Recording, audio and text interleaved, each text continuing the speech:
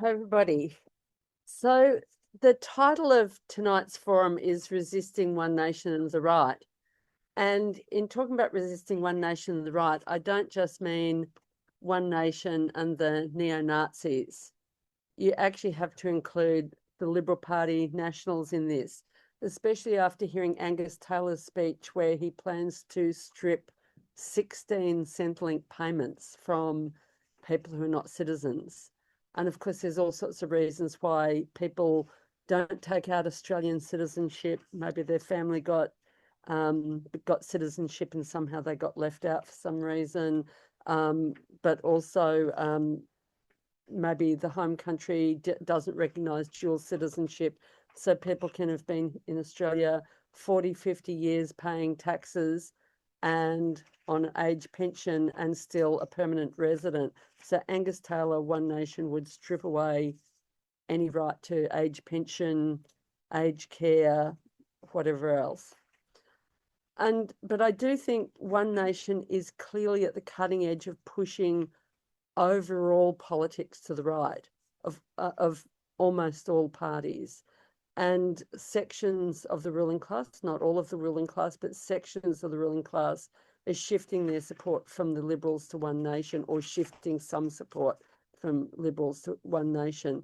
Jen Reinhardt is the obvious example, but I imagine most of the ruling class figures that support Advance would be supporting One Nation, and possibly other more mainstream sections of the ruling class as well.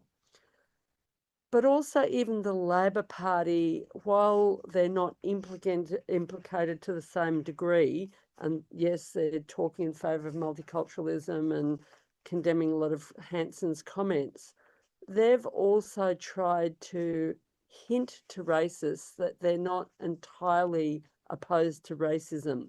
And I think this is why they've been so extreme in their attack on the women and children who the media and the politicians have dubbed the ISIS brides, and also refugees in indefinite detention, where the media and the politicians give the impression that all of those refugees are all axe murderers, some for traffic violations, and they're suffering, double, triple penalty.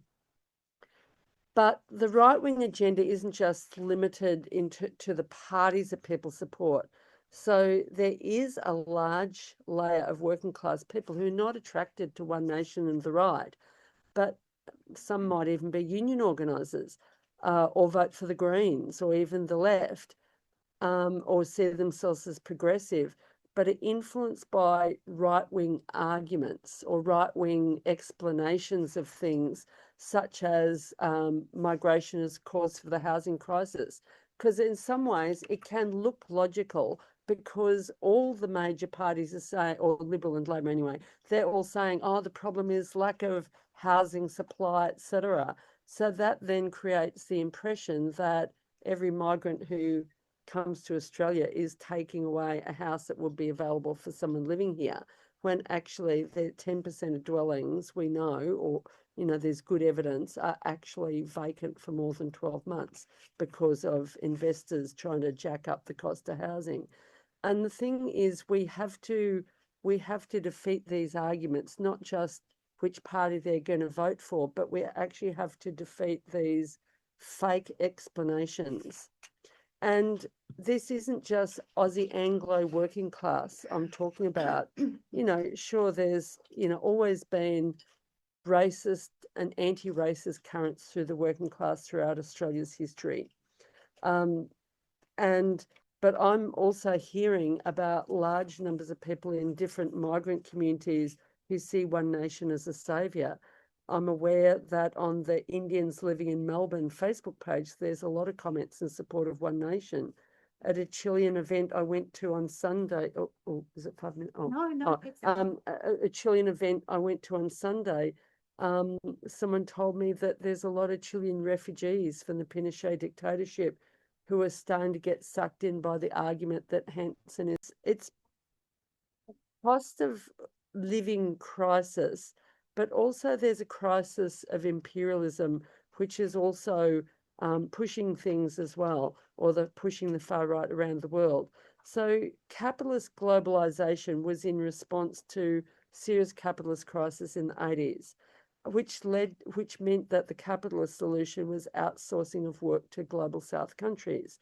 And there was a period of time when there was a lot of struggle against this, and there was starting to be some solidarity links being developed between people in workers in rich countries and workers in global South countries. But that was all smashed apart with the US's war on terrorism. That sort of smashed up some of those alliances that were developing. But what it did lead to is a collapse of the manufacturing industry in rich countries and the loss of living standards, as well as increased industrialization in the global South, which also created a competitor for US imperialism, i.e. China. And then the decline of US imperialism led to these endless wars and attacks on migrants, refugees, and Muslims. And this was then combined also with the neoliberal attacks on the welfare state, public services, and outright privatisation since the 80s, but also contracting out, which affected not just people in rich countries, but countries where there were strong unions, like in the Philippines. In Britain and the US, it was led by right-wing governments. In New Zealand and Australia, it was Labor governments. In the 80s, then the ALP introduced a policy, which I don't have time to go into, called the Prices and Incomes Accord, which led to the wages share of the gross national income decreasing year on year ever since. So our wages have gone down every year since the early 1980s, and the profit share of the gross national income went in the opposite direction every year, upwards and upwards every year since the early 80s. So this led to deunionisation of the workforce and bureaucratisation of many unions, as well as wage stagnation. And while people talk about the housing crisis, they never talk really about the income crisis. With wages now, the real wages, or the value of them, is roughly what it was 15 years ago, while house prices and rents have increased exponentially as well as inflation. And the story for people who are not surviving on Centrelink benefits is especially dire, with JobSeeker not having been seriously increased in any way for probably 25 years. I haven't quite got the figures at hand, but I think it's probably around that period. Wage stagnation is also a result of all the anti-union laws, as well as the enterprise bargaining system, which stops industry-wide campaigns. So most workers are on award wages, where they rely on a tiny, tiny increase from the Fair Work Commission each year. And really, there's no way for them to get a wage increase unless they miraculously make contact with a union. This has led to a situation where very few workers, even ones who are members of unions, have ever experienced industrial action, or if they have, it might be very limited industrial action. Now, there are some people who've started to see through One Nation since the National Press Club, where she announced all the different groups of people she's going to smash with a sledgehammer. But not enough people will have seen the stuff about what she's planning to do to them. Now, trade unions have started detailing the long record of Hanson in opposing workers and attacking workers. And there's a lot of hypocrisy with One Nation. Apparently, when Barnaby Joyce switched camp from Nationals to One Nation, Pauline Hanson got a $100,000 increase in her wage, in her income from the Parliament. But right-wing populism is built around a big lie. It defends the very capitalist system that created and continues to intensify the widespread pain and insecurity, and seeks to channel it into racist scapegoating. So the right-wing populist message is that life has gotten harder, but of course that's true. So I mean, I think I won't go into issues about the housing crisis, but there is, well, certainly, I mean, people will have seen some of the figures about how many how many years of your income you need to save in order to be able to afford to buy a house, and let alone the whole rental situation. But you would have seen after the ALP's proposal about various tax changes and so forth, and house prices starting to go down by a certain amount, not massively amount, but the Liberal and Labor politicians in contortions about and refusing to answer questions about whether they supported house prices going down or up, because they know that parts of the working class who've maybe got investments or whatever, are advantaged by house prices going up, or if they've recently got a massive mortgage that they can barely service or not even service. And other sections of the working class need that price of houses to go down so they can get one. So, like, this is, this is the state of affairs in terms of the housing crisis, but a lot of ignorance about what is the cause of this. But coming down to the resistance part, we can't defeat Hanson through ideas alone. It's not enough to confront bad ideas. And also, there are a lot of people who have a feeling about One Nation being anti-establishment, or a vibe about Pauline Hanson being anti-establishment, and are not prepared to listen to arguments about how she's being hypocritical, etc., and how she plans to attack them. And we also have to separate out the different sections of Hanson's support, because they're the rusted on racists, who you're probably never going to change and probably not worth talking to. But then there are different sections of people who are shifting or flirting with One Nation. And it is quite dangerous. And we do have to try and engage with people who are flirting with One Nation and so forth. And you'd have to say it's more than just counter protests, because you can shut down a One Nation fundraiser, but Pauline Hanson's in people's heads.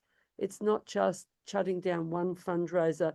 I mean, Socialist Alliance will still continue supporting counter protests. We still support them, but they're not, I think, the main way we're going to defeat One Nation. Some of the things we need to do, yes, we do need to expose the toxic and divisive lies, because there are people who are sort of trying to weigh things up, trying to work out what they think, or want to know how to have arguments, what to put forward in arguments they're having with people in their workplace or their community or their family.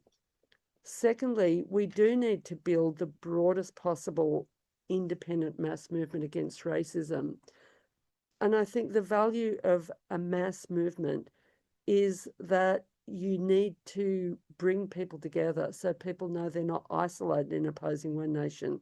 If everyone around them is supporting One Nation, but they've got, they don't. To give people confidence to have arguments and discussions in their communities and amongst their friends, but also to show that there's a sizable body of people who reject that politics. I think that is important. But then the next thing is we have to engage in collective action in opposition to things, but in opposition to the whole racist scapegoating agenda, in opposition to attacks on our rights, but also arguing for real solutions to social, economic, and environmental issues. But this has to be around real collective struggles where we bring people together, either around workers' rights in workplaces, across workplaces, but also within communities, because a lot of workers are not engaged. Oh, okay, I'm just finishing on a couple of points. Or it might be around local issues, or even around the data centres that are springing up all over the place. And while there has been an incredible downturn in industrial action, it's not as if there's been zero industrial action. And I always get a kick out of going to a rally of workers who haven't taken action in a long time. And they've been on years or decades even. And that was the case with the hospital workers, NICS union, the hospital workers union, health workers union, of the lowest paid workers in hospitals. And they hadn't been on strike action for 25 years, or the bus drivers, but even some of the council workers and the allied health workers. So there is life there that we do need to tap into, but we need more of it. We need that collective struggle, because that's what starts to tumble people out of prejudicial ideas.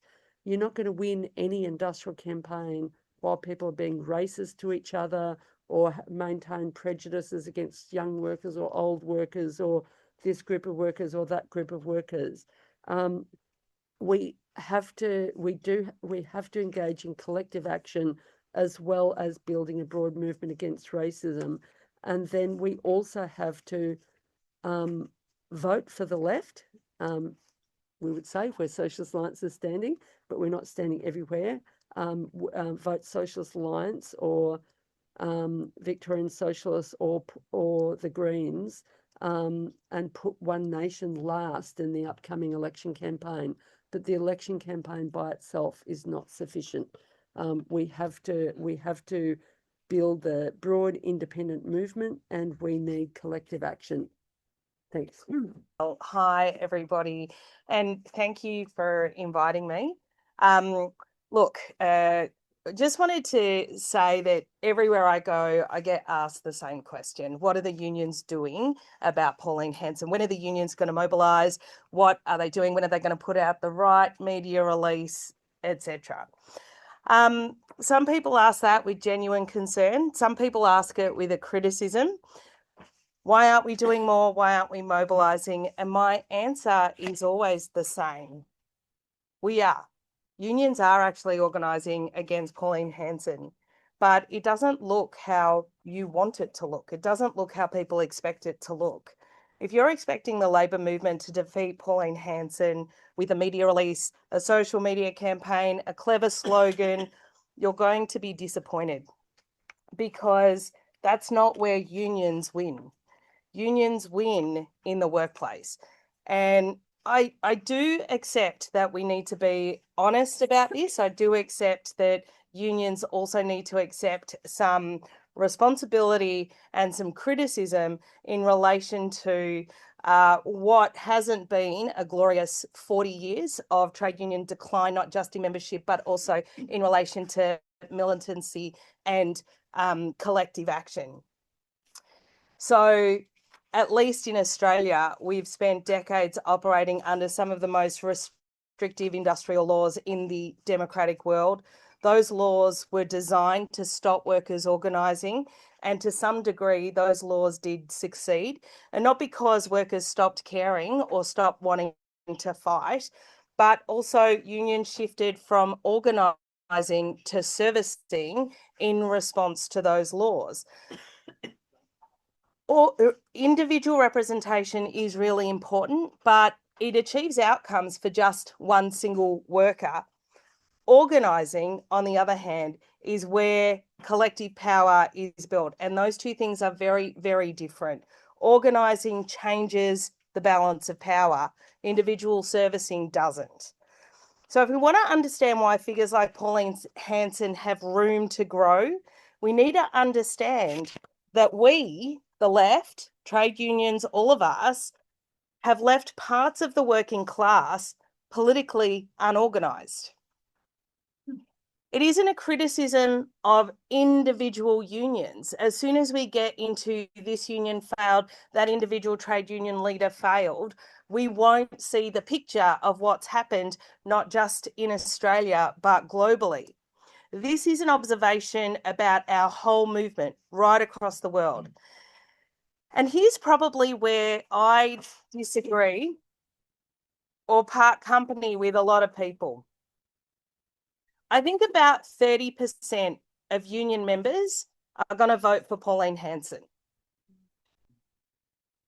Some people hear that and immediately reach for a conclusion. Those workers are racist. Now, probably some of them are. Probably some of them do hold racist views.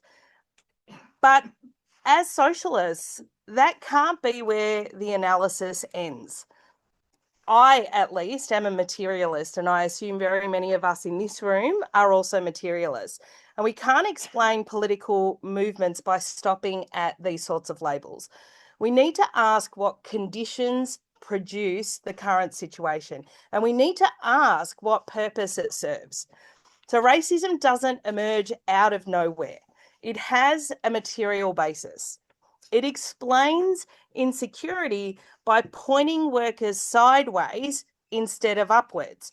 It tells people the reason life is getting harder is immigrants, Aboriginal people, refugees, rather than stagnant wages, insecure work, privatisation, corporate power, corporate profits, the accumulation of power and property in the hands of a few, the ever increasing movement towards belligerence, towards war, a fight for scarce resources globally. That is fundamentally what is happening at this moment in time in the global economy. So that's why racism is politically useful. It directs the attention away from those forces. It's not useful to workers, but it is useful to the people who benefit when workers are divided. And then if we believe that, if we accept the argument that I've just put forward, then we also have to believe something else, which is you don't defeat racism just simply by denouncing it. You have to defeat racism by organising workers who are susceptible to racism.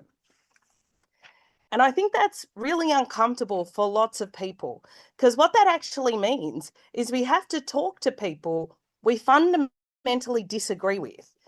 And we have to listen before engaging in argument and debate. And we have to meet workers where they actually are, not where we want them to be, not where we wish they were, and not some fantasy that by virtue of being a worker or working class, that we're somehow magically not racist or sexist or homophobic or any of those things.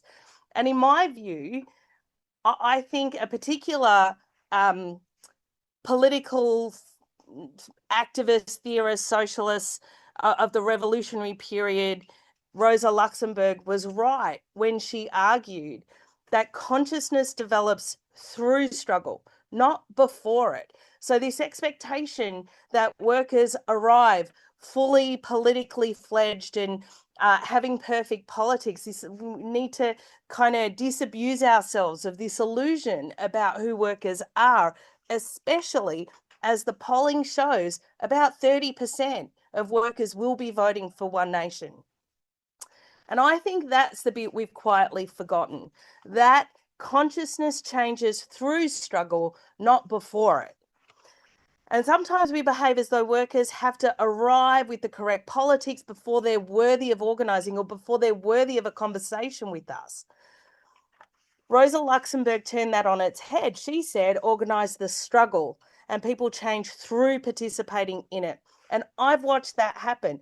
So what does that actually mean? Because I think we can say it, but we don't actually get it. How does a worker with racist ideas overcome that through struggle? How does someone who votes for Pauline Hanson become someone who stands shoulder to shoulder with migrant workers or First Nations people or gays and lesbians on a picket line?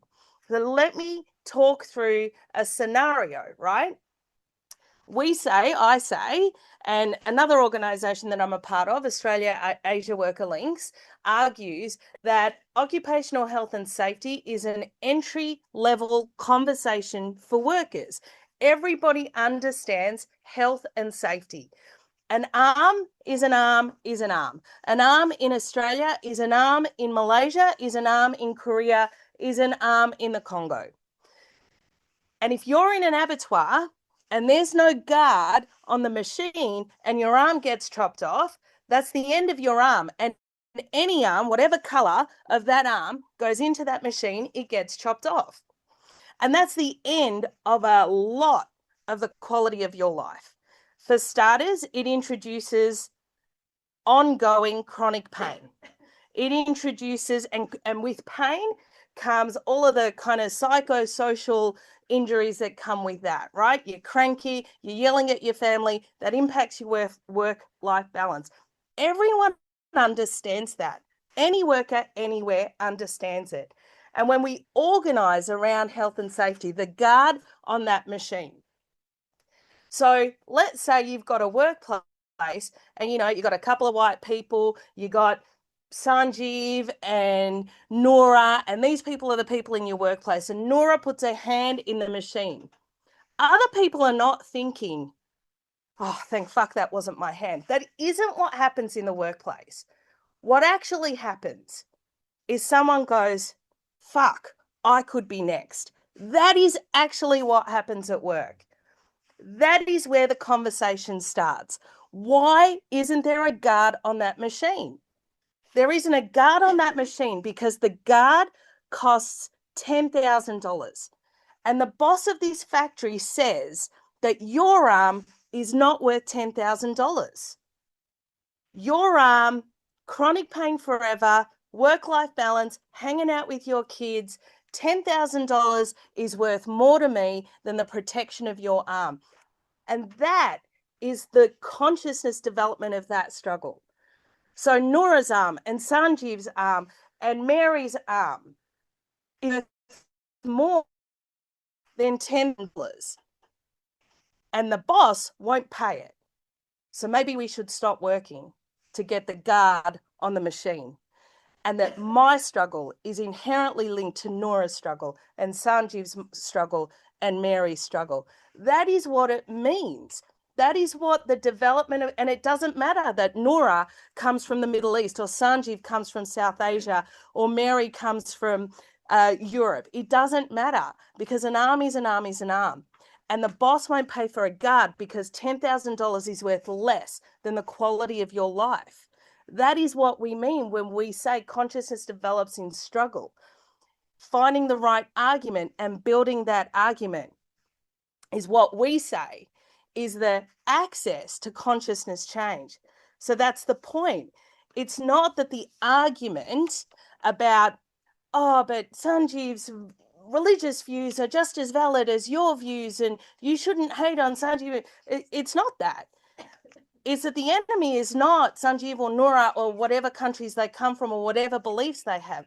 The argument is our interests are more aligned than the interests of the boss. And it was the experience of fighting together that changed them. And they discovered something through collective action that no pamphlet could have taught them. And that the person standing beside them wasn't the problem. It's the boss who's jibbing them or underpaying them or not protecting them at work that was the problem. And that's what struggle does. It changes confidence. It changes the way people understand themselves and everyone around them. And it doesn't happen one worker at a time. Sometimes it does happen one worker at a time, but it doesn't always happen that way. And history tells us something more exciting than that. That when workers move in struggle together, consciousness can shift remarkably quickly. One strike can change how hundreds of workers understand their own power. One industrial campaign can transform an entire workplace. And that's why organising matters, not because it's slow, and it is slow. Building that confidence and the trust to take action together to change something materially in the workplace is slow, but it also works. So now let me talk about anti-racist rallies, right? I go to them. I think everybody here goes to them. I'm going to keep going to them. I might even speak at some of them. They're important. They're necessary. They demonstrate publicly that racism will be resisted, and that is an important sign to migrant communities that there are people supporting and defending them. But they're not enough. These rallies aren't enough. Because if all our anti-racist politics happens on a Saturday afternoon where people who already agree with us come together, all that we're doing is speaking into an echo chamber. The only people coming to an anti-racist rally are people who are anti-racist and not those 30%. The real work starts at work the next day or whenever. I mean, some people do work on Saturday, so after the rally, at work, where people who disagree still have to solve those problems together. So the overwork that you're experiencing at work, you need to talk to the people next to you and work together to overcome that problem at work. That is where that power happens. So this is where trade unions have an advantage that no political party does. Trades Hall's going to tell everybody to vote Labor, or maybe they're going to tell everybody to put Hanson last. You know, all the other parties are going to say, you know, vote Socialist, vote whoever. And that is the correct and proper thing to do. And I will be voting as far left as I can, depending on who's standing in my seat. But I'm honest, and what I say the answer to the current problem is organising workers, because whichever someone's on election day, they have to go to work the next day, and that's where consciousness develops, and that's where solidarity is built, and that's where workers discover that they have much more in common with each other than they do with the people making money off of their labour. And Pauline Hanson is anti-worker. And she says Australian workers are lazy. She attacks unions. She attacks paid parental leave. She wants employers to have more power.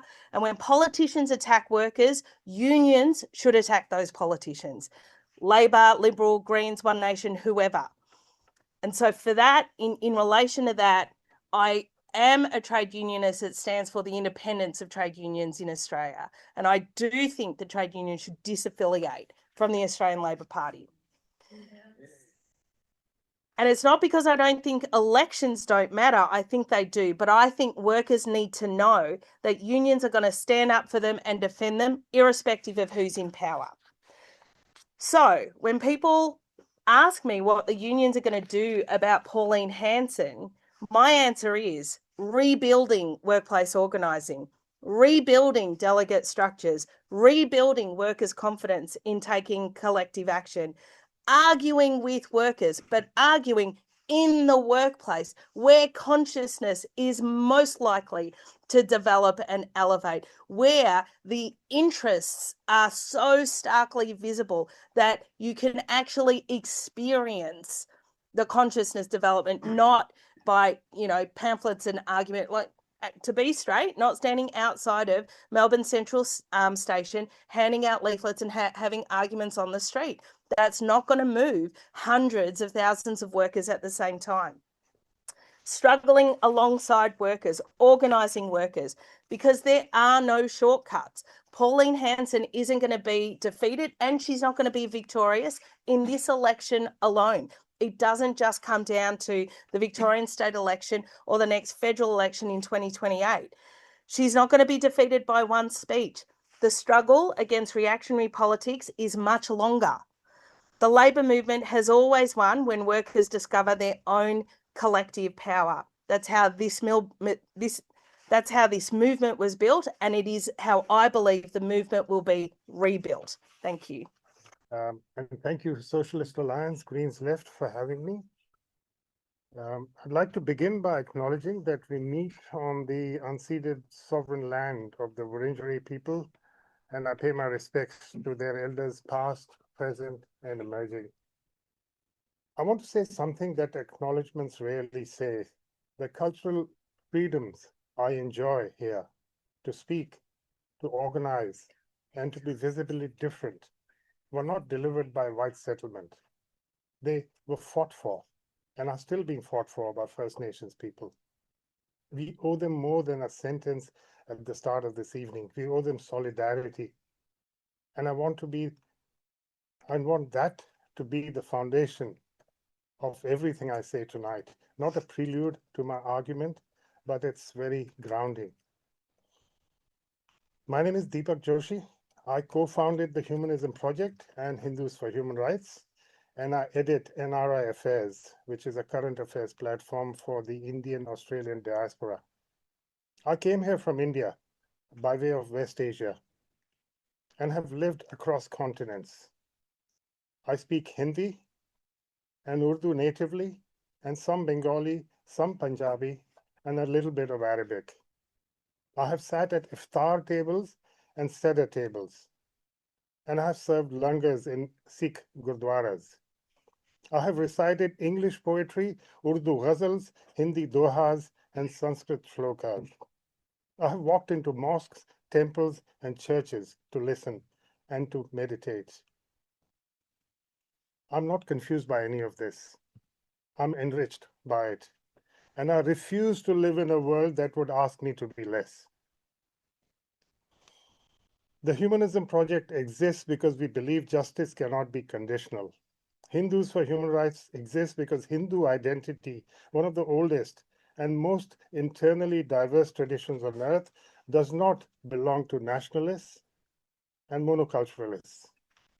Both organizations exist because politics of exclusion has never been limited to one faith, one flag, or one target. Pauline Hanson stood at the National Press Club 10 days ago and declared that Australia must be, in her word, monocultural. And there is a particular audacity in standing on this continent and saying that. For tens of thousands of years, this land held not one culture, but hundreds, each with its own language, law, governance, and understanding of country. The first peoples maintained more than 250 distinct languages, a density of diversity greater than almost anywhere else on Earth. They built aquaculture systems thousands of years before Egyptian pyramids. They mapped the stars and encoded knowledge in ceremony, in story, in songlines that crossed the continent. This was not the absence of civilization. This was civilization, deep and plural and alive. And then someone arrived and declared it a monoculture. Terra nullius, nobody's land, one people, one law, one language. And we know what it looked like. We know what it cost. And we know it is not finished. To call this land monocultural is not merely wrong, it is a continuation of the same violence that tried to make it so. I'm not citing this as an analogy or as a rhetorical device. I'm saying that Aboriginal sovereignty is the prior and primary claim to which all of us, including the migrants, are accountable. We do not need to look to Europe or America for a framework for plural, just democracy. The framework is here, under our feet, older than any of our traditions. We need only the honesty to be led by it. Dr. Bhimrao Ambedkar, the anti-caste icon and architect of independent India's inclusive constitution, wrote that political democracy cannot last unless there lies at the base of it social democracy.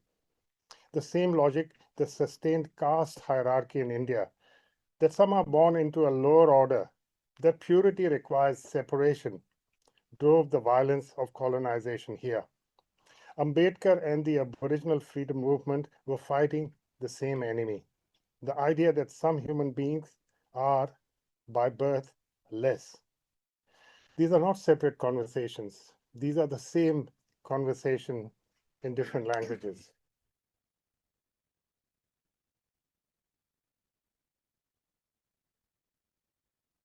Now I want to ask a question.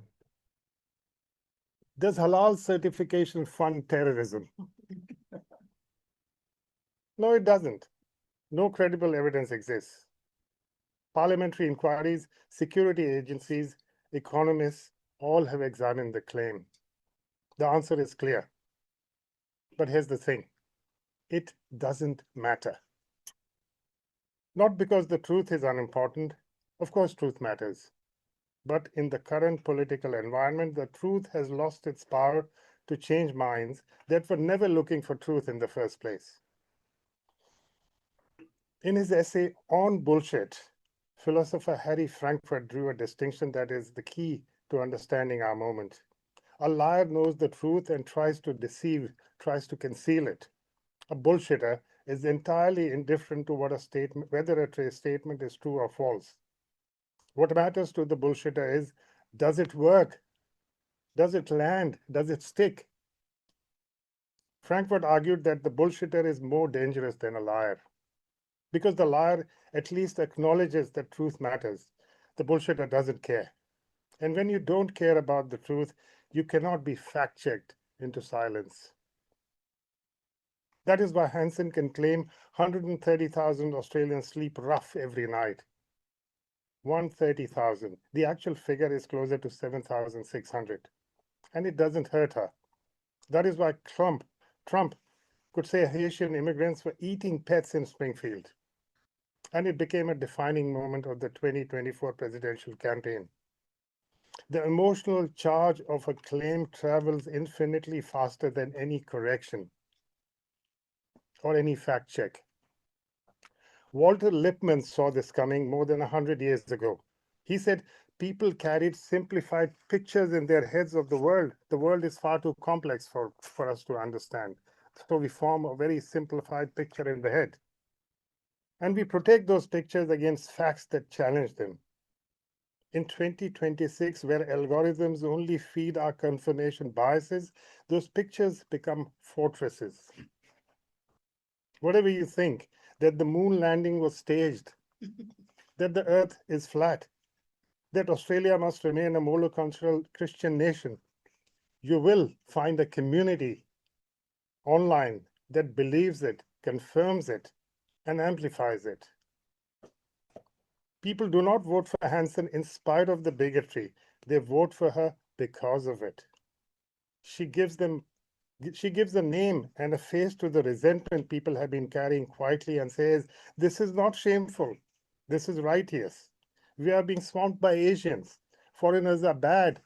Islam is cancer. Halal certification funds terrorism. The truth is irrelevant. Facts don't matter.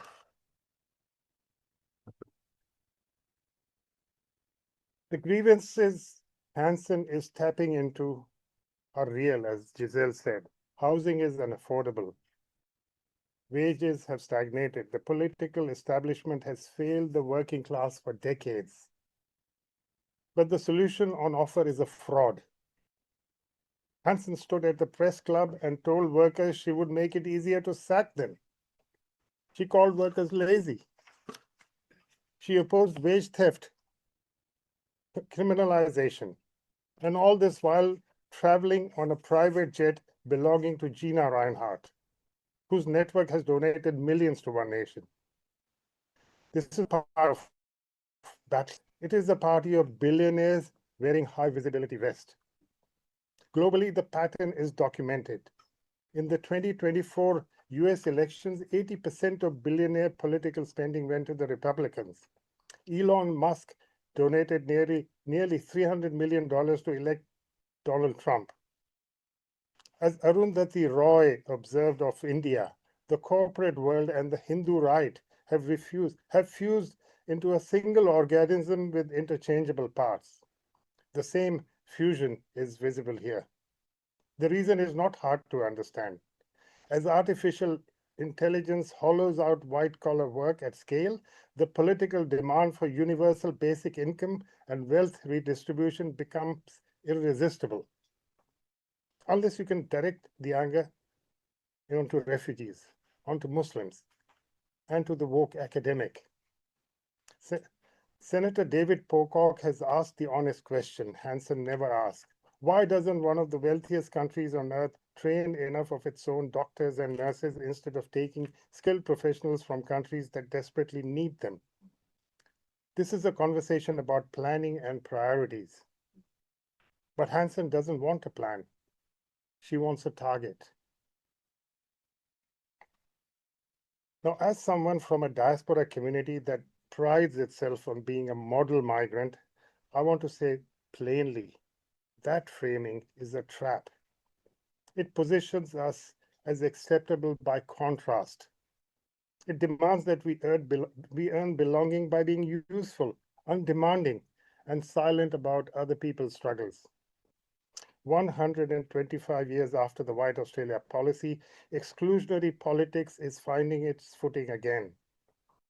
And our response cannot be each community retreating into the shadows. hoping the rising tide does not hit their doorstep. And I also have to be honest about my own community. Anti-Indian racism is real and growing. But some of its reaction to something we must reckon with ourselves. The Indian government of Prime Minister Modi has spent a decade cultivating not pride, but arrogance. The delusion that India is now a Vishwaguru, a superpower commanding special global reverence. In some quarters, it has produced entitlement that host societies resent. Add to that the caste conflict surfacing in universities and workplaces, the viral videos of Indian tourists ignoring local regulations, and the uncomfortable reality of anti-Muslim prejudice becoming a defining feature of some diaspora communities. And here is the uncomfortable connection to tonight's meeting. Some of the most vocal supporters of One Nation, of Trump, of Farage, are drawn from exactly these sections of the Indian diaspora. People who have absorbed the politics of exclusion in India and found a comfortable home in the politics of exclusion here. People who want to shut the door behind them. We must change that with our own communities, without apology. Our interests lie in solidarity with refugees, asylum seekers, those on temporary visas, and First Nations peoples. And alongside the majority of Anglo-Australians who genuinely reject hate and division. And many of them are in this room. Together, we should be fighting for a future that serves all people, not billionaires and vested interests. That is a coalition worth building. And lastly, the ugliness that dominates politics today mirrors something in our society. It is not the failure of democracy. It is democracy working exactly as intended. And as we say in Indian English, we are like this only. Andrew Breitbart, the ultra-conservative godfather of modern culture war, and not someone I quote approvingly, was right about one thing. Politics is downstream from culture. The right understood this, the right-wing politics understood this, and spent decades building for it. We need to do the same. Because if we do not build it, somebody else will. And we have seen what they built. Thank you.